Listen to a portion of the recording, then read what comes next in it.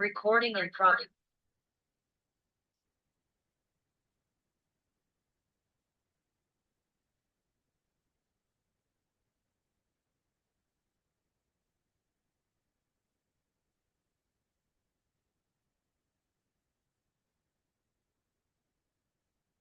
أعوذ بالله من الشيطان الرجيم بسم الله الرحمن الرحيم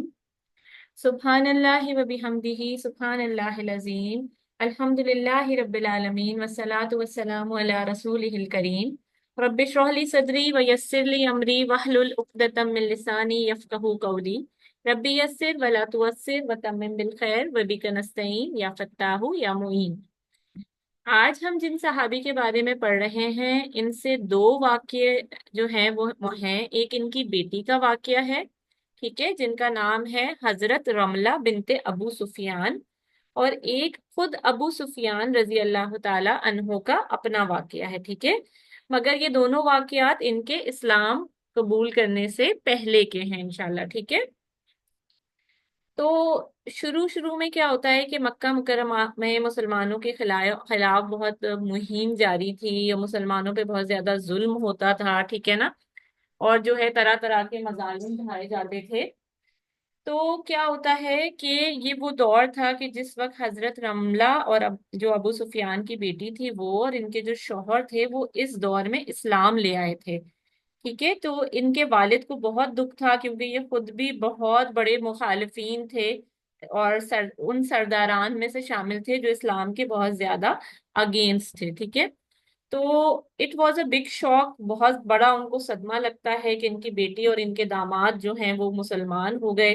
تو جب قریش کے لوگوں کو یہ پتہ چلتا ہے کہ ابو سفیان جو ہیں وہ اپنی بیٹی اور داماد سے ناخوش ہیں، تو ان کو موقع مل جاتا ہے اور وہ کہتے ہیں کہ جب ان کے باپ خود جو ہیں اتنا خفا ہیں تو ہم بھی جو مرضی کریں گے ان کے ساتھ۔ تو ان پہ کافی جو ہے وہ ظلم کیے جاتے ہیں، ٹھیک ہے۔ پھر کیا ہوتا ہے کہ مسلمانوں کو کچھ ٹائم کے بعد اجازت ملتی ہے کہ وہ حبشہ کی طرف جو ہے وہ ہجرت کر کے جاتے ہیں۔ تو اب کیا ہوتا ہے کہ یہ جو لوگ حبشہ ہجرت کر کے جاتے ہیں اس میں یہ رملہ اور جو ان کے شوہر ہوتے ہیں یہ بھی شامل ہوتے ہیں، ٹھیک ہے۔ یہ لوگ حبشہ چلے جاتے ہیں، اور پھر جیسا کہ آپ لوگوں نے یہ قصہ سنا ہوگا کہ جب کچھ لوگ جو ہے وہ مکہ مکرمہ سے حبشہ کی طرف جاتے ہیں تو مکہ کے جو قریش کے لوگ کافرین ہوتے ہیں یہ یہاں سے ڈیلیگیشن بھیجتے ہیں نجاشی کے پاس، اور ان کو جو ہے وہ طرح طرح کی الٹی سیدھی باتیں کر کے اس بات پہ قائل کرنے کی کوشش کرتے ہیں کہ یہاں سے جو ہمارے مسلمان ہو کے لوگ گئے ہیں نجاشی ان کو اپنے پاس پناہ نہ دے، ٹھیک ہے۔ تو جو ہے وہ ان کو یہاں تک جو ہے نجاشی کو یہ باتیں بھی کرتے ہیں کہ حضرت عیسیٰ علیہ السلام کے بارے میں جو آپ کا بلیف ہے وہ جو ہے وہ ان لوگوں کا نہیں ہے، اور یہ تو کرسچن بھی نہیں ہے، یہ تو جو ہے کسی اور ہی دین پر جو ہے وہ ماننے والے ہیں، ٹھیک ہے۔ تو یہ جو مسلمان مکہ مکرمہ سے حبشہ کی طرف جاتے ہیں ان کے جو امیر ہوتے ہیں وہ حضرت جعفر رضی اللہ تعالی عنہ ہوتے ہیں، ٹھیک ہے۔ وہ نجاشی کے دربار میں ایک بڑا ہی زبردست قسم کا جو ہے وہ خطبہ دیتے ہیں، ٹھیک ہے۔ اور جب یہ خطبہ وہ دیتے ہیں تو نجاشی جو ہوتا ہے یہ خطبہ سن کے اتنا روتا ہے، اتنا روتا ہے کہ جو نجاشی کی داڑھی ہوتی ہے یہ پوری طرح آنسوؤں سے تر ہو جاتی ہے۔ اور جو ہے یہ بات تو ہم سب جانتے ہیں کہ نجاشی جو ہے وہ بعد میں مسلمان ہو جاتا ہے اور اسلام لے آتا ہے، ٹھیک ہے۔ تو حضرت رملہ رضی اللہ تعالی عنہا جو ہیں ان کو ام حبیبہ بھی کہتے ہیں، ٹھیک ہے، اور ان کو امیر المومنین بھی کہا جاتا ہے، اور ان کی چھوٹی سی بیٹی ہوتی ہے جس کا نام جو ہے وہ حبیبہ ہوتا ہے۔ یہ لوگ بڑے چین اور سکون سے جو ہے وہ حبشہ میں رہ رہے ہوتے ہیں، نجاشی ان سب لوگوں کو پناہ دے دیتا ہے اور وہ ان کے خطبے سے بڑا قائل ہوتا ہے، اور سورہ مریم میں جو حضرت عیسیٰ ابن مریم کے بارے میں آتا ہے وہ ان چیزوں کو دل سے جو ہے وہ قبول کرتا ہے اور کہتا ہے کہ اس میں تن کا برابر بھی کچھ غلط نہیں ہے، ٹھیک ہے۔ تو اب کیا ہوتا ہے کہ ایک دن یہ جو حضرت رملہ ہوتی ہیں یہ جو ہے سوتی ہیں، اور ایک یہ بہت ہی برا خواب دیکھتی ہیں، اور یہ خواب میں دیکھتی ہیں کہ ان کے جو شوہر ہیں حضرت عبید اللہ بن جہش، وہ دیکھتی ہیں کہ میرے شوہر اچھی حالت میں نہیں ہیں، اور جو ہے وہ بہت اندھیرا ہے، بہت سی موجیں اور لہریں ہیں جس میں وہ ڈوب رہے ہیں اور نکل نہیں پا رہے ہیں۔ تو پھر کیا ہوتا ہے کہ جب وہ صبح اٹھتی ہیں تو ان کو یہ بات پتہ چلتی ہے کہ ان کے جو شوہر ہیں وہ عیسائی ہو گئے ہیں۔ تو اب آپ دیکھیں، ایک واحد سہارا ان کا ان کے شوہر تھے، جن کے ساتھ یہ ہجرت کر کے حبشہ آئی تھی، اور وہ بھی جو ہے وہ یہاں آ کے کرسچن ہو جاتے ہیں، اور نہ صرف کرسچن ہو جاتے ہیں بلکہ شراب نوشی وغیرہ میں پڑ جاتے ہیں، اور دن رات شراب پی کے ادھر ادھر پڑے رہتے ہیں، اور مرتد بھی ہو جاتے ہیں، ٹھیک ہے۔ مرتد کہتے ہیں کہ ایسا شخص جو کہ ایمان لے کر آئے اور پھر اس کے بعد اس کو کوئی چیز ڈسٹریکٹ کر دے اور وہ اس کو چھوڑ دے، ٹھیک ہے، تو وہ جو ہے وہ مرتد بھی ہو جاتے ہیں۔ اب کیا ہوتا ہے کہ وہ اپنی وائف کو کہتے ہیں کہ تمہارے پاس جو ہے وہ دو آپشنز ہیں، آئدر کہ تم بھی میرے ساتھ کرسچینٹی ایکسیپٹ کر لو اور کرسچن ہو جاؤ، یعنی نصرانی ہو جاؤ، یا پھر میں آپ کو طلاق دے دیتا ہوں۔ اب آپ سوچیں ذرا، ایک اکیلی عورت جو کہ حبشہ میں اپنے شوہر اور بیٹی کے ساتھ آئی تھی، اور پیچھے مکہ مکرمہ میں جو ان کے والد ہیں وہ غیر مسلم ہیں، اور ان کے شوہر جو ہیں وہ ان کو کہہ رہے ہیں یا تو کرسچن ہو جاؤ ورنہ میں تمہیں طلاق دے دوں گا۔ تو اب کیا ہوتا ہے، یہ واپس بھی نہیں جا سکتی کیونکہ جو ان کے باپ ہوتے ہیں وہ انتہائی سخت جو ہے وہ اسلام کے خلاف ہوتے ہیں۔ تو پھر یہ کیا کرتی ہیں، یہ یہیں جو ہے وہ حبشہ میں رہنے کا فیصلہ کرتی ہیں، اور پھر کچھ عرصے کے بعد جو ہے وہ ان کو معلوم ہوتا ہے کہ ان کے جو شوہر ہیں ان کا انتقال ہو جاتا ہے، ٹھیک ہے۔ اب آپ دیکھیں، یہ اکیلی عورت ہیں اور حبشہ میں رہنے کا فیصلہ کرتی ہیں اپنی بیٹی کے ساتھ واپس جانے کو، یہ جو ہے وہ سوچتی ہیں کہ میں واپس جاؤں گی تو مجھے بہت ہی خراب جو ہے ہاسٹائل قسم کے انوائرمنٹ میں رہنا پڑے گا، مجھ پہ وہی ظلم وغیرہ ہوں گے، اور وہاں سارے کافر ہیں، تو یہ نجاشی نے کیونکہ ان لوگوں کو پناہ دی تھی تو یہ یہیں رہنے کا فیصلہ کرتی ہیں۔ اب جب ان کی عدت مکمل ہوتی ہے تو ان کے ذہن میں یہ ہوتا ہے کہ میں تو حبشہ میں اپنی بچی کے ساتھ اکیلی ہوں، میں واپس بھی نہیں جا سکتی، یہ جیسے تیسے اپنا گزارا کرتی ہیں۔ پھر انہی دنوں میں ایک دفعہ ان کو ایک اور خواب آتا ہے، اور وہ خواب میں دیکھتی ہیں کہ کوئی ان کو پکار رہا ہے کہہ کر کہ یا ام المومنین، یا ام المومنین۔ تو یہ صبح اٹھتی ہیں اور اس خواب کے بارے میں سوچ رہی ہوتی ہیں، اور کچھ دن اسی کے بارے میں سوچتی رہتی ہیں۔ پھر کیا ہوتا ہے کہ ایک دن بہت ہی کڑکتی دھوپ کے وقت نجاشی کی ایک بہت ہی خاص خادمہ ہوتی ہے جس کا نام ابراہا ہوتا ہے، وہ آتی ہیں حضرت رملہ رضی اللہ تعالی عنہا کے پاس، اور ان کو کہتی ہیں کہ بادشاہ سلامت نے آپ کو سلام بھیجا ہے، اور ساتھ آپ کو یہ میسج بھیجا ہے کہ حضرت محمد صلی اللہ علیہ وآلہ وسلم نے آپ کے لیے نکاح کا پیغام بھیجا ہے۔ اور پھر وہ ان کو یہ بتاتی ہیں کہ جو نجاشی ہیں وہ ان کی طرف سے وکیل ہیں، اور شادی کرانے کے لیے جو ہے وہ نکاح کے لیے بھی ان کو ہی رکھا جائے گا، ٹھیک ہے۔ تو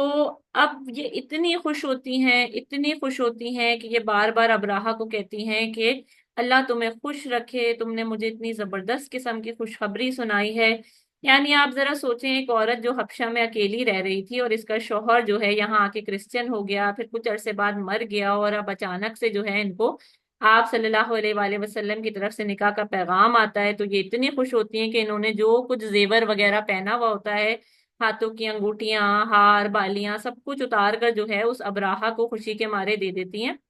اور کہتی ہیں کہ جو ہے نا، میں ان کو یہ بتاتی ہے ابراہا کہ آپ بھی اپنی طرف سے ایک وکیل مقرر کریں۔ تو خالد بن سعید جو ہوتے ہیں نا، خالد بن سعید بن آس، وہ ان کے قریبی رشتہ دار ہوتے ہیں جو مکہ سے لوگ آئے ہوتے ہیں ان میں،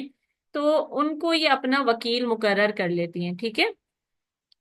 تو اب کیا ہوتا ہے کہ بہت ہی جو ہے وہ اہتمام کیا جاتا ہے اس شادی کا، اور اب اس کے نجاشی کے محل میں جو ہے وہ جو درختوں میں گھرا ہوا ہوتا ہے، اونچے سے ٹیلے پہ ہوتا ہے، ایک بڑا سا ہال ہوتا ہے، اس کے اندر جتنے مسلمان حبشہ سے آئے ہوئے مکہ مکرمہ سے آئے ہوتے ہیں ان کو بھی جو ہے وہ نجاشی دعوت دیتا ہے، وہ بھی سب وہاں جمع ہوتے ہیں، اور آپ صلی اللہ علیہ وآلہ وسلم کی طرف سے نجاشی وکیل ہوتا ہے، حضرت ام حبیبہ کی طرف سے خالد بن سعید وکیل ہوتے ہیں، اور وہاں پہ ان کا نکاح کرایا جاتا ہے، اور تقریباً 400 طلائی دینار بطور مہر نجاشی ادا کرتا ہے ام حبیبہ کو آپ صلی اللہ علیہ وآلہ وسلم کی طرف سے، اور اس کے بعد ان کی دعوت وغیرہ بھی جو ہے وہ وہیں پہ کی جاتی ہے، ٹھیک ہے۔ سو اب کیا ہوتا ہے، ان کو جو مہر وغیرہ کی اماؤنٹ ملتی ہے، تو ابراہا جو خادمہ ہوتی ہیں یہ جو ہے بعد میں ان کو اور گفٹس وغیرہ بھجواتی ہیں۔ تو اب کیا ہوتا ہے، وہ کہتی ہیں اس وقت تو میرے پاس اتنا کچھ نہیں تھا، اب میں تمہیں اور بھی جو ہے وہ گفٹس وغیرہ دینا چاہتی ہوں، تم نے میرا دل خوش کر دیا۔ تو پھر کیا ہوتا ہے، کچھ دن بعد جو ابراہا ہوتی ہیں وہ آتی ہیں، اور وہ کہتی ہیں کہ مجھے بادشاہ سلامت کی طرف سے یہ حکم ملا ہے کہ جو کچھ مجھے آپ نے دیا ہے میں آپ کو واپس کر دوں، اور پھر جو ہے ان کو جو ہے وہ اور بھی لوگوں کی طرف سے قسم قسم کے خوشبوئیں، کپڑے، عطر وغیرہ جو ہے وہ گفٹ میں دیے جاتے ہیں، ٹھیک ہے۔ یہ تو تھا ان کے نکاح کا واقعہ۔ اب کیا ہوتا ہے کہ ایونچولی جب آپ صلی اللہ علیہ وآلہ وسلم حبشہ سے مدینہ منورہ چلے جاتے ہیں، تو یہ جب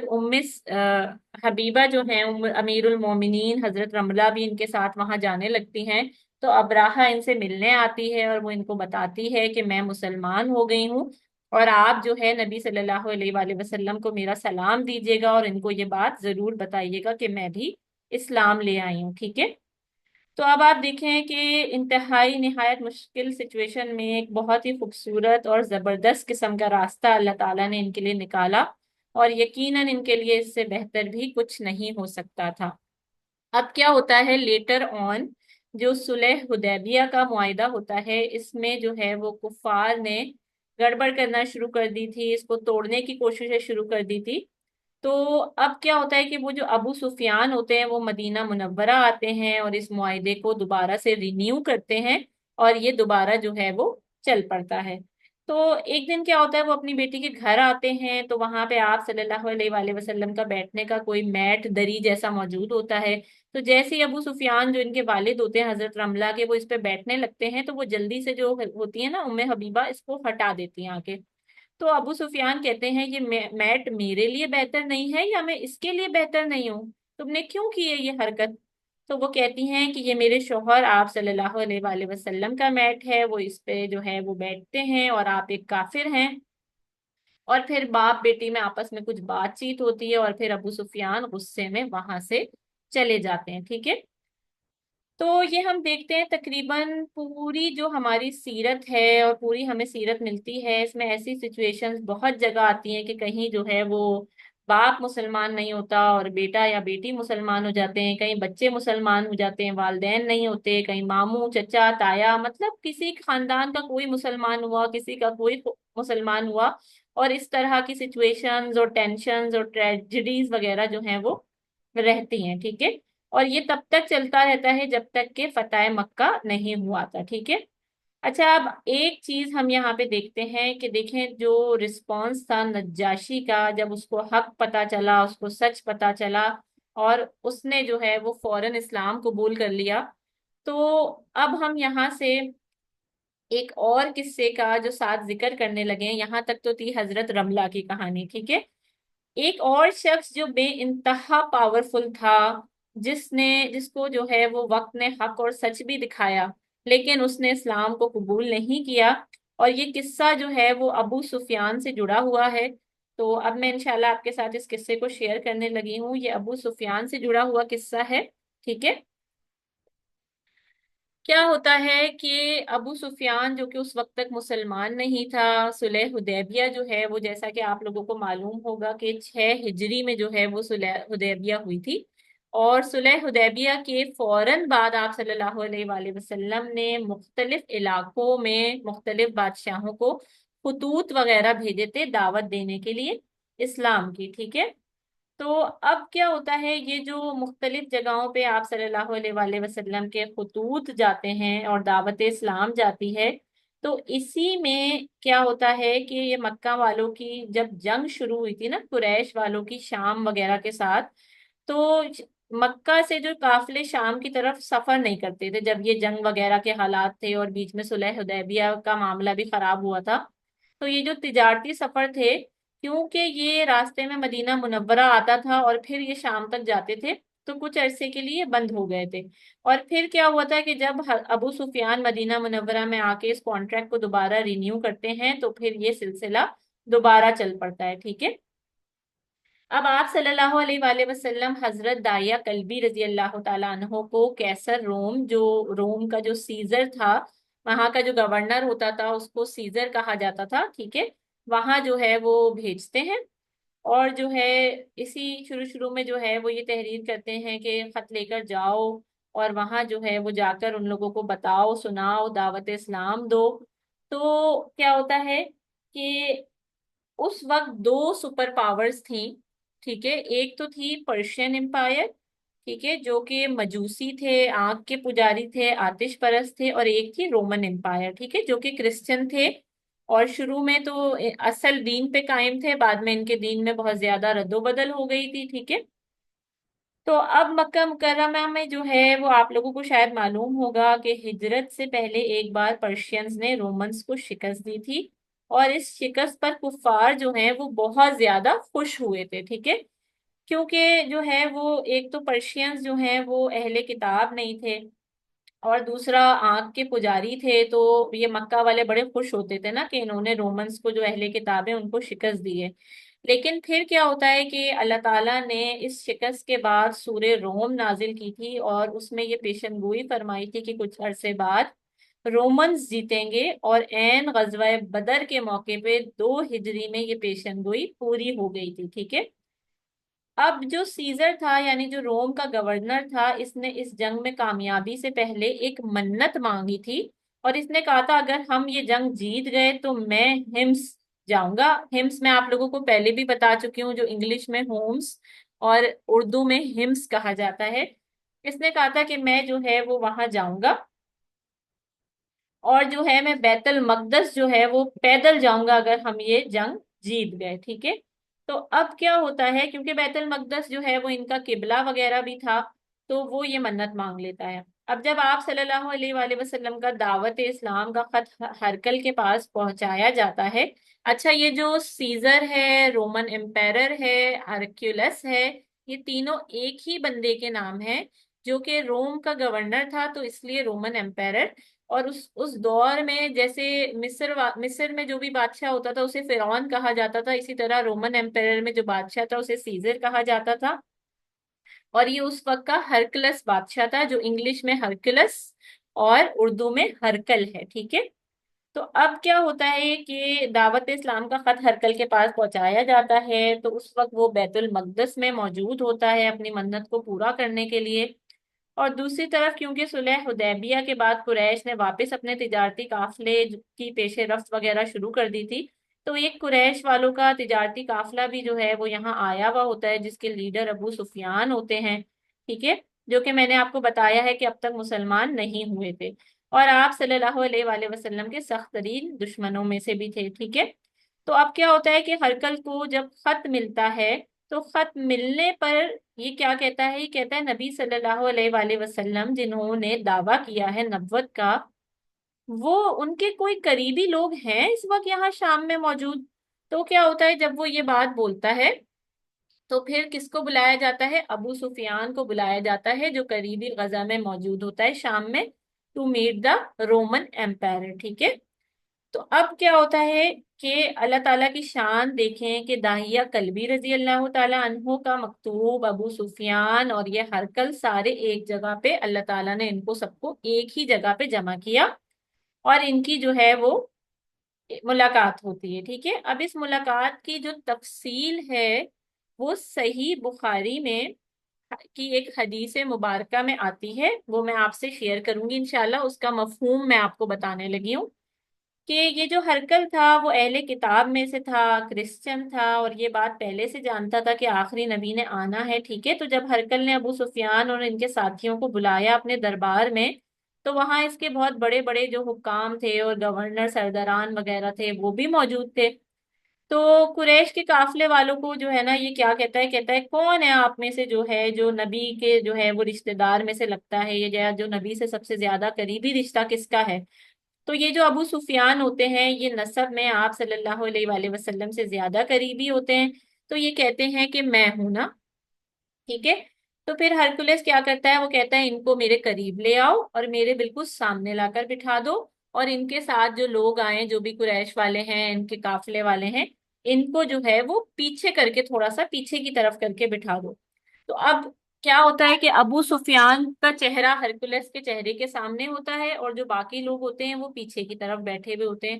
اب انہوں نے ایسا کیوں کیا، انہوں نے ایسا اس لیے کیا تھا کہ اگر یہ شخص اس پیغمبر کے حال کے بارے میں کچھ بھی جھوٹ بولتا ہے تو تم لوگ جو ہے نا وہ فوراً انکار کر دینا اور بتا دینا پیچھے سے مجھے گردن ہلا کے کہ نہیں نہیں یہ نا جھوٹ بول رہا ہے، ٹھیک ہے۔ تو اب کیا ہوتا ہے کہ بعد میں روایتوں میں ابو سفیان خود یہ بتاتے ہیں کہ خدا کی قسم اگر مجھے شرم نہ ہوتی نا کہ یہ لوگ مجلس کے بعد لوگوں میں جا کر کہیں گے کہ ابو سفیان نے جھوٹ بولا ہے، تو میں ضرور اس ہرکل سے جو ہے وہ آخری نبی کے بارے میں غلط بیانی کرتا۔ اب آپ دیکھیں عرب میں اس وقت بھی جھوٹ کو بہت ہی جو ہے نا وہ برا سمجھا جاتا تھا۔ پھر اس کے بعد کیا ہوتا ہے کہ جو یہ ہرکلس ہوتا ہے یہ ان سے 11 سوال پوچھتا ہے، ٹھیک ہے۔ اب کیا وہ 11 سوال ہوتے ہیں؟ وہ پہلا سوال یہ پوچھتا ہے ان سے کہ بتائیں کہ ان کا خاندان کیسا ہے، تو ابو سفیان کہتے ہیں بہت اعلیٰ نسب ہے۔ تو پھر وہ کہتا ہے ان کی جو ہے فیملی جو ہے وہ بڑی اعلیٰ نسب ہے، بہت ہی اعلیٰ خاندان ہے۔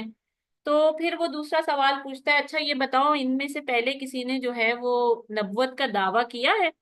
تو وہ کہتا ہے کہ نہیں۔ تو پھر وہ پوچھتا ہے اچھا ان میں سے جو ہے اس سے پہلے ان کے خاندان میں سے کوئی بادشاہ وغیرہ گزرا ہے؟ تو ابو سفیان نے کہا کہ نہیں۔ تو پھر وہ کہتے ہیں اچھا یہ بتاؤ کہ یہ جو ان کے جو ہے وہ فور فادرز وغیرہ ہیں یا ان کے جو انکیسٹرز وغیرہ ہیں، ٹھیک ہے، یہ جو ہے وہ ان کے جو فالوورز ہیں وہ کس طرح کے ہیں، مطلب پاورفل ہیں یا ویک ہیں، یعنی جو لوگ ان پر ایمان لا رہے ہیں وہ کمزور طبقے ہیں یا امیر کبیر طبقے ہیں؟ تو ابو سفیان کہتے ہیں وہ تو زیادہ تر کمزور لوگ ہیں نا۔ تو پھر وہ پوچھتا ہے اچھا یہ بتاؤ ان کے جو فالوورز ہیں ان پہ ایمان لانے وہ دن بہ دن بڑھتے جا رہے ہیں یا کم ہوتے جا رہے ہیں؟ تو ابو سفیان کہتا ہے کہ نہیں، وہ تو ان کی تعداد بڑھتی جا رہی ہے، ٹھیک ہے۔ تو پھر وہ کہتا ہے اچھا یہ بتاؤ کہ ان کا جو مذہب میں لوگ ہیں جو ان کو جانتے ہیں وہ پھر ان پر ایمان لانے کے بعد مرتد ہو جاتے ہیں یا قائم رہتے ہیں؟ تو ابو سفیان کہتا ہے نہیں، وہ تو اس پر قائم رہتے ہیں، نہیں ہوتے مرتد۔ تو وہ کہتا ہے اچھا یہ بتاؤ کہ یہ جو آپ کے نبی ہیں یہ سچ بولتے ہیں؟ تو وہ کہتے ہیں ہاں یہ تو سچ بولتے ہیں اور ان کو تو صادق اور امین کہا جاتا ہے۔ پھر وہ پوچھتے ہیں اچھا بتاؤ کہ یہ جو ہے یہ وعدہ کرتے ہیں تو اسے پورا کرتے ہیں؟ تو ابو سفیان کہتا ہے ہاں یہ تو اپنا ہر وعدہ پورا کرتے ہیں۔ مگر بیچ میں کیا ہوتا ہے کہ ابو سفیان جو ہے نا وہ کہتا ہے ہمارے اور ان کے درمیان نا ایک معاہدہ ہوا ہے صلح حدیبیہ نام کا۔ اب مجھے نہیں پتا کہ یہ معاہدہ جو ہے وہ چلے گا نہیں چلے گا، یہ اس وعدے کو پورا کریں گے یا نہیں کریں گے۔ اور بعد میں روایتوں سے پتہ چلتا ہے کہ ابو سفیان خود بعد میں بتاتے ہیں کہ اس کے علاوہ مجھے کوئی دوسرا مس لیڈنگ کامنٹ نہیں ملا یا ایسا کوئی مجھے حربہ نہیں ملا کہ میں ہرکل کے دماغ میں ڈاؤٹ پیدا کر سکتا کسی بھی قسم کا، ٹھیک ہے۔ تو بس یہی ایک بات تھی جس میں مجھے لگا میں تھوڑی سی بدگمانی جو ہے وہ ڈال سکتا ہوں اور شک ڈال سکتا ہوں، تو میں نے ڈال دیا۔ پھر کیا ہوتا ہے کہ پھر جو یہ جو ہرکل ہوتا ہے یہ پوچھتا ہے تمہاری اور ان کی کبھی کوئی جنگ ہوئی ہے؟ تو ابو سفیان نے کہا کہ ہاں ہماری تو بہت بار جنگیں ہوئی ہیں۔ تو پھر انہوں نے پوچھا ہرکل نے کہ یہ بتاؤ کہ اس جنگ کا نتیجہ کیا نکلتا ہے؟ تو ابو سفیان کہتا ہے کہ کبھی ان کا پلڑا بھاری ہوتا ہے تو کبھی ہمارا بھاری ہوتا ہے۔ اور پھر پوچھتا ہے چلو اچھا تم مجھے یہ بتاؤ کہ یہ جو ہے نا تمہیں کیا حکم دیتے ہیں، کیا کمانڈز جو ہیں وہ یہ تم سے کرتے ہیں؟ تو ابو سفیان کہتا ہے جو کہ خود غیر مسلم ہے اور آپ صلی اللہ علیہ وسلم کا سخت ترین دشمن ہے، لیکن اس وقت وہ کچھ نہیں کر سکتا تھا، اس کو حق بات کہنی تھی بتانی تھی، تو وہ کہتا ہے کہ یہ کہتے ہیں کہ صرف ایک اللہ کی عبادت کرو، اس کے ساتھ کسی کو شریک نہ کرو، اپنے باپ دادا کی شرکیاں باتوں کو جو ہے وہ چھوڑ دو، نماز پڑھو، سچ بولو، پاک دامنی اختیار کرو، صلح رحمی سے کام لو۔ اب جب یہ ساری باتیں ہو گئیں تو ہرکلس نے کہا کہ یہ جو سب میں نے تم سے پوچھا ہے اب میں تمہیں بتاتا ہوں کہ یہ سب میں نے تم سے کیوں پوچھا ہے اور اس کا آپس میں کیا تعلق ہے، ٹھیک ہے۔ تو سب سے پہلے میں نے تم سے پوچھا کہ ان کی فیملی کیسی ہے، تم نے بتایا کہ بہت ہی اعلیٰ فیملی ہے، زبردست نسب ہے، تو انبیاء ہمیشہ، ہرکل کہتا ہے، ایسی ہی فیملی سے ہوتے ہیں۔ پھر وہ کہتا ہے میں نے تم سے پوچھا کہ کسی ان میں سے کسی نے بادشاہت کا یا پروفٹ ہوڈ کا دعویٰ کیا ہے، تو تم نے کہا کہ نہیں کیا ہے۔ تو اگر تو ایسا کوئی ان کے آباء و اجداد میں سے کسی نے کبھی دعویٰ کیا ہوتا تو میں یہ کہہ سکتا کہ یہ تو ان کی میراث ہے جو یہ مانگ رہے ہیں اور یہ دعویٰ کر رہے ہیں، لیکن تم نے کہا ایسا بھی نہیں ہے۔ پھر میں نے تم سے پوچھا کہ ان کے جو فالوورز ہیں ان پر ایمان لانے والے ہیں وہ امیر کبیر لوگ ہیں یا کمزور لوگ ہیں؟ تو تم نے کہا کہ وہ کمزور لوگ ہیں۔ تو جو ہے وہ شروع شروع میں ایسا ہی ہوتا ہے کہ جب انبیاء کرام دعوت دیتے ہیں تو کمزور لوگ ان کو سب سے پہلے فالو کرتے ہیں۔ پھر وہ کہتا ہے میں نے تم سے پوچھا کہ ان کے ایمان لانے والے دن بہ دن بڑھتے جا رہے ہیں یا کم ہوتے جا رہے ہیں، تو تم نے بتایا کہ وہ تو بڑھتے جا رہے ہیں۔ اور صحیح ہے، ایسا ہی ہوتا ہے جب کوئی نیا دین آتا ہے۔ اب وہ پھر کہتے ہیں پھر میں نے تم سے پوچھا کہ بتاؤ جو ان پہ لوگ ایمان لاتے ہیں وہ مرتد ہوتے ہیں یا اس پر ایمان لانے کے بعد قائم رہتے ہیں؟ تو تم نے کہا کہ وہ قائم رہتے ہیں۔ تو وہ کہتا ہے کہ جب ایمان ایک دفعہ دل میں داخل ہو جاتا ہے تو وہ ایسے ہی جڑیں پکڑتا ہے اور پھر بہت مشکل ہوتا ہے کہ انسان مرتد ہو جائے۔ پھر وہ کہتا ہے میں نے آپ سے پوچھا کہ کیا وہ سچ بولتے ہیں تو آپ نے کہا ہاں بولتے ہیں، کیا وہ وعدہ پورا کرتے ہیں؟ تم نے کہا ہاں پورا کرتے ہیں۔ تو وہ ہرکل کہتا ہے کہ دیکھو جو شخص لوگوں کے درمیان سچ سچ بات کرتا ہے تو کیا وہ اللہ پر جھوٹ باندھ سکتا ہے؟ اٹ از ناٹ پاسبل، یہ تو ممکن ہی نہیں ہے نا۔ تو وہ کہتا ہے جو لوگوں سے سچ بولتا ہے وہ اللہ سے کبھی جھوٹ اللہ کے بارے میں نہیں کہہ سکتا۔ پھر وہ کہتے ہیں کہ پھر میں نے تم سے پوچھا ان کے جو ہے وہ تمہاری جنگوں کے بارے میں اور وہ کیا احکامات لے کر آئے ہیں اس بارے میں۔ تو ہرکل نے کہا اگر تمہاری یہ باتیں سچ ہیں جو جو تم نے مجھے کہی ہیں تو ان قریب اس جگہ کے بھی مالک وہ ہو جائیں گے جہاں میرے یہ دونوں پاؤں ہیں، یعنی شام میں۔ ٹھیک ہے، تو اس سے کیا معلوم ہوتا ہے کہ ان کو پہلے سے بہت اچھی طرح یہ معلوم تھا کہ آخری نبی کو آنا ہے اور وہ شام کو بھی فتح کریں گے اور ان سارے علاقوں پر ان کا قبضہ ہوگا۔ تو اب کیا ہوتا ہے کہ یہ جو رومن ایمپرر ہوتا ہے نا، یہ ساری گفتگو کے بعد جو ہے وہ کیا کہتا ہے، یہ ابو سفیان سے ساری بات چیت کرنے کے بعد جو ہے وہ کہتا ہے اگر میں ان آخری نبی یعنی حضرت محمد صلی اللہ علیہ وآلہ وسلم سے تک پہنچ سکتا تو میں کسی طرح بھی پہنچ جاتا، اور اگر وہ میرے ساتھ ہوتے تو میں ان کے پیروں کو دھوتا۔ تو دیکھیں اس سے معلوم ہوتا ہے کہ ان کو پہلے سے بہت اچھی طرح معلوم تھا کہ آخری نبی کو آنا ہے اور وہ شام کو بھی فتح کریں گے اور وہ ان سارے علاقوں پر بھی ان کا قبضہ ہوگا۔ ٹھیک ہے، تو اب کیا ہوتا ہے کہ ابو سفیان کہتے ہیں کہ جب یہ ساری بات چیت ہو گئی تو ہرکل کو جو ہے وہ جو خط موصول ہوا تھا وہ اس خط کو منگواتا ہے، اس کو پڑھتا ہے، اور پھر ان کے جو درباری ہوتے ہیں اور سارے سرداران وغیرہ ہوتے ہیں ان میں اتنا شور و غل برپا ہو جاتا ہے کہ وہ ہمیں کہتا ہے کہ اب آپ لوگ یہاں سے جائیں، اور ہمیں وہاں سے نکال دیا جاتا ہے۔ ٹھیک ہے، تو جب یہ وہاں سے نکل جاتے ہیں اب ابو سفیان جو ہے اپنے جو ان کے کمپینینز ہوتے ہیں، ان کے رفقا ہوتے ہیں، ان سے جو ہے وہ آگے کہتا ہے، میں آپ کو مفہوم بتا رہی ہوں آگے حدیث کا، کہ وہ کہتا ہے کہ آپ صلی اللہ علیہ وآلہ وسلم کا یہ جو معاملہ ہے نا یہ تو بہت بڑھ گیا ہے کہ شام اور روم کا بادشاہ بھی ان سے ڈرتا ہے، یہ تو بہت ہی عجیب بات ہے۔ اور ابو سفیان کہتا ہے کہ اس دن سے مجھے یقین ہو گیا کہ آپ صلی اللہ علیہ وآلہ وسلم جو ہیں وہ عنقریب غالب آ جائیں گے۔ اچھا، اب یہاں پہ ایک بہت ہی انٹرسٹنگ سی جو ہے وہ سب نریشن ہے صحیح بخاری کی، وہ میں آپ لوگوں کو بتاتی ہوں۔ ٹھیک ہے، جس سے ہمیں یہ پتہ چلتا ہے کہ جو ہرکل ہوتا ہے نا یہ اسلام لانے کے بہت بہت بہت زیادہ جو ہے وہ قریب ہوتا ہے۔ ٹھیک ہے، تو وہ میں آپ کو بتانے لگی ہوں کہ یہ سب نریشن جو ہے وہ ایک حدیث کی ہے جو کہ ابن ناطور جو ہے نا ان سے جو ہے ان کے اکاؤنٹ سے ہمیں پتہ چلتی ہے، اور یہ جو ابن ناطور ہے یہ گورنر تھا یروشلم کا۔ ٹھیک ہے، اور یہ جو ہے نا وہ ہیڈ پریسٹ تھا، یعنی بڑا ہی سینئر بندہ تھا کرسچنز میں جو کہ شام میں تھے۔ ٹھیک ہے، تو یہ ابن ناطور کہتے ہیں کہ جب ہرکل بیت المقدس آیا تھا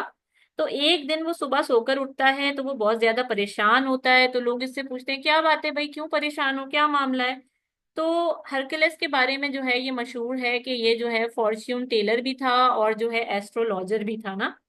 تو یہ کہتا ہے کہ میں نے نا کل رات نا ایک خواب دیکھا ہے، جب میں ستاروں کا حال دیکھا تھا تو میں نے دیکھا کہ جو لوگ ختنے کرواتے ہیں یعنی سرکم سیشن جس کو کہتے ہیں،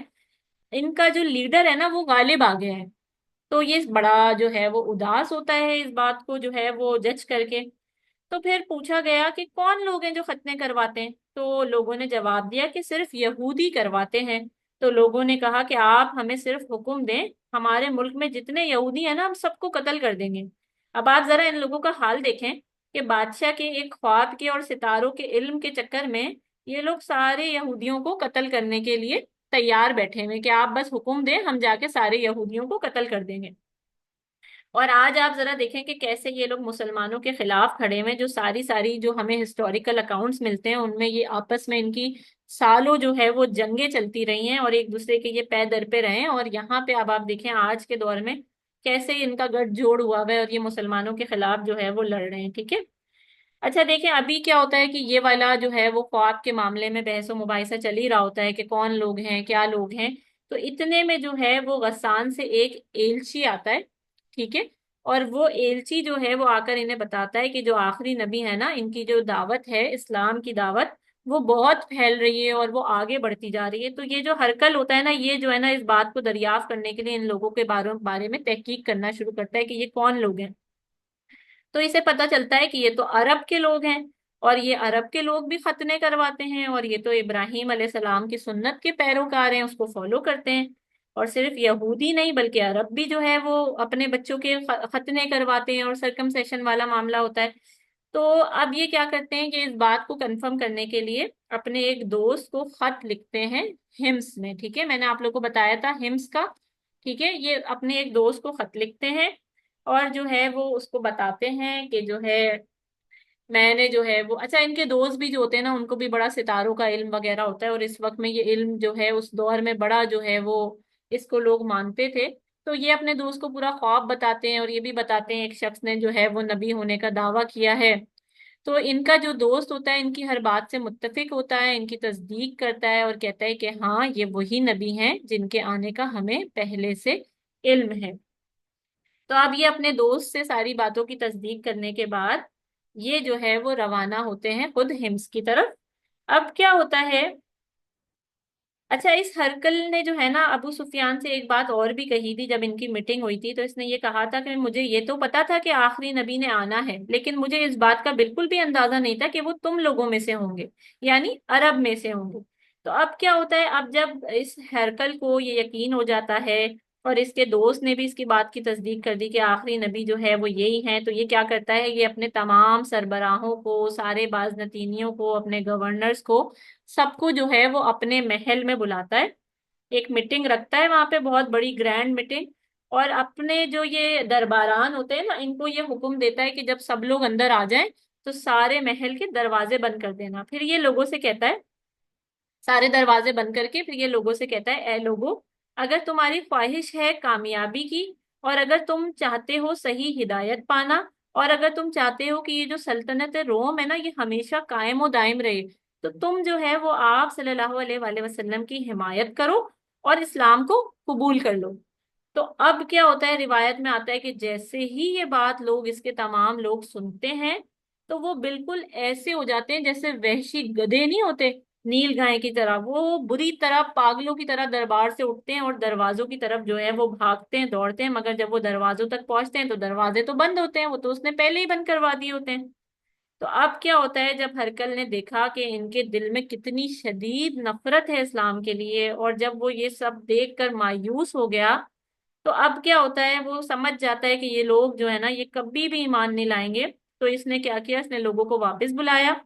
اور بولا اے میری قوم کے لوگوں واپس آ جاؤ ادھر آؤ میری بات سنو. تو اب کیا ہوتا ہے جب سارے لوگ واپس آ جاتے ہیں تو یہ کیا کہتا ہے یہ کہتا ہے جو میں نے تم لوگوں سے ابھی بات کی ہے نا کہ آخری نبی کو مان لو اسلام کو قبول کر لو یہ تو میں نے تم لوگوں کے دین کی پختگی دیکھنے کے لیے صرف تم لوگوں کا امتحان لینا چاہا ہے. میں تو تم لوگوں کو نا ٹیسٹ کر رہا تھا کہ تم لوگ کرسچینٹی میں کتنے پکے ہو اپنے دین پہ کتنے قائم ہو. تو جب یہ بات لوگ سنتے ہیں تو وہ سب کے سب جو ہوتے ہیں وہ ہرکلس کے سامنے سجدے میں گر جاتے ہیں اس سے راضی ہو جاتے ہیں اور کہتے ہیں واہ بے واہ آپ نے تو ہمارا کیا زبردست امتحان لیا ہے. اور جو ہے یہ جو ہے نا یہ والا جو موقع ہوتا ہے نا یہ ہرکلس کا آخری حال ہوتا ہے کہ اس نے جو ہے نا وہ دین کو قبول نہیں کیا جبکہ اس کو بہت اچھے طریقے سے پتا تھا کہ یہی آخری نبی ہیں یہی حق ہے. اس کے باوجود یہ جو ہے وہ اپنی پوزیشن کی وجہ سے اپنی پاور کی وجہ سے اپنی رعایا کی سبجیکٹس کی وجہ سے یہ جو ہے اس سچویشن میں آ کے اب کو این موقع پہ آخری وقت میں جو ہوتا ہے وہ اپنا فیصلہ بدل لیتا ہے اور بس یہ وہ اس کی زندگی کا وہ لمحہ ہوتا ہے جس میں کہتے ہیں نا آر یا پار والا معاملہ. یعنی کہ اگر وہ حق کو قبول کر لیتا ہمیشہ کی جنتوں میں ہوتا لیکن اس نے قبول نہیں کیا تو اس نے اپنے لیے ہمیشہ ہمیشہ کی مصیبت اور عذاب جو ہے وہ اپنے سر لے لیا. ٹھیک ہے. تو یہ جو ہے وہ ہرکلس کا حال ہوتا ہے. اب آپ دیکھیں کہ تقریباً سیم ٹائپ آف پریشر جو ہے وہ نجاشی پر بھی ہوتا ہے. کس کی طرف سے کفار مکہ کی طرف سے بھی اور نجاشی خود بھی کرسچن ہوتا ہے اس کے تمام لوگ بھی کرسچن ہوتے ہیں. لیکن جب حق کی بات وہ سن لیتا ہے تو وہ اسے فوراً قبول کرتا ہے، اور نہ صرف قبول کرتا ہے بلکہ اس کی جتنے لوگ ہوتے ہیں، جتنے سرداران ہوتے ہیں، وہ بھی سارے کے سارے جو ہوتے ہیں وہ اس کو، اسلام کو ایکسپٹ کر لیتے ہیں، قبول کر لیتے ہیں، اور اس کے بعد وہ نجاشی بھی مسلمان اور بڑا بہترین مسلمان ہو جاتا ہے، ٹھیک ہے۔ اور بلکہ روایتوں میں ہمیں یہ بھی ملتا ہے کہ جو مسلمانوں میں پہلی غائبانہ نماز جنازہ پڑھائی گئی تھی وہ آپ صلی اللہ علیہ وآلہ وسلم نے نجاشی کی ہی پڑھائی تھی، ٹھیک ہے۔ اب آپ دیکھیں کہ یہ جو ساری قصے ہیں جن کو ہم اس وقت سن رہے ہیں، ایسے ہی کچھ حالات جو ہے وہ ہمیں بھی زندگیوں میں اپنی فیس کرنے پڑتے ہیں کہ ہمارے بھی سامنے حق آتا ہے، ہمیں اچھی طرح پتا ہوتا ہے یہ صحیح ہے یہ غلط ہے، لیکن کہیں نہ کہیں ہم بھی اپنے پیئر پریشر کی وجہ سے، فیملی کی وجہ سے، لوگ کیا کہیں گے، ان باتوں کی وجہ سے جو ہے وہ حق کو نگلیکٹ کر رہے ہوتے ہیں، جبکہ ہم اچھی طرح جان رہے ہوتے ہیں، ہم مان رہے ہوتے ہیں کہ صحیح بات کیا ہے، اللہ تعالیٰ کے احکامات کیا ہیں، ٹھیک ہے نا۔ تو بس یہ ہر کلس کی زندگی میں کہ جو ہے وہ ایک ایسا لمحہ آتا ہے جس میں وہ اپنی رعایا کو کا جو ہے وہ رد عمل دیکھتا ہے، اور اس کے بعد اپنا سارا کا سارا معاملہ تبدیل کر دیتا ہے اور حق کو قبول نہیں کرتا، ٹھیک ہے۔ اب آپ دیکھیں this excuse is not going to work, کون سے ایکسکیوز کے پیئر پریشر ہے کہ لوگ کیا کہیں گے، اگر میں ایسا کروں گا تو لوگ مجھے یوں کہیں گے یا یہ کہیں گے، یا اسٹیٹس کانشیس ہونا، یا کسی اقتدار کے وجہ سے، دولت کی وجہ سے، رعایا کی وجہ سے، گھر والے، دوست احباب، یا وغیرہ وغیرہ، کوئی بھی جو ہے وہ ریزنس ہو سکتے ہیں اس میں کہ جو ہے وہ انسان جو ہے وہ اس طرف حق کی طرف نہ آئے، ٹھیک ہے نا۔ اب ایک چھوٹی سی میں آپ کو مثال دیتی ہوں کہ فرض کریں کہ کوئی بچی ہے، وہ حجاب کرنا چاہتی ہے، وہ نقاب کرنا چاہتی ہے، وہ جو ہے شرعی پردہ کرنا چاہتی ہے، لیکن آج کل کے دور میں اس کے لیے یہ اتنا مشکل کام ہے کہ جو ہے وہ مکس گیدرنگز اس کے گھر میں، خاندان میں ہوتی ہیں، اور اس کے جو ہے وہ گھر والے کیا کہیں گے، تم تو جو ہے وہ پردے میں رہتی ہو، تم نے تو ملنا جلنا چھوڑ دیا ہے۔ تو آپ ایک بات یاد رکھیں کہ جب بھی انسان اللہ تعالیٰ سے اور سنت نبوی سے اور دین سے قریب ہوگا تو اس کو کچھ نہ کچھ اس طرح کی چیزوں کا سامنا تو کرنا پڑے گا، مشکلات جو ہیں وہ آئیں گی، اور جو ہے اس نے جو ہے وہ حق پر قائم رہنا ہے۔ ہم بھی اکثر اپنی زندگیوں میں اس طرح کی کشمکش کے شکار ہوتے ہیں، اور اللہ تعالیٰ جو ہے وہ ہمیں جو ہے وہ حق پہ قائم رہنے والا بنائے، اور ہم سب کو جو ہے وہ دین کی بہترین جو ہے وہ حالتوں پہ قائم و دائم رکھے۔ اللہم لا تجعلنا من الغافلین وکافرین ومرتدین، آمین ثم آمین یا رب العالمین۔ سبحانک اللہم وبحمدک، اشہد ان لا الہ الا انت، استغفرک واتوب الیک۔ سبحان ربک رب العزت عما یصفون وسلام علی المرسلین والحمد للہ رب العالمین۔ السلام علیکم ورحمۃ اللہ وبرکاتہ۔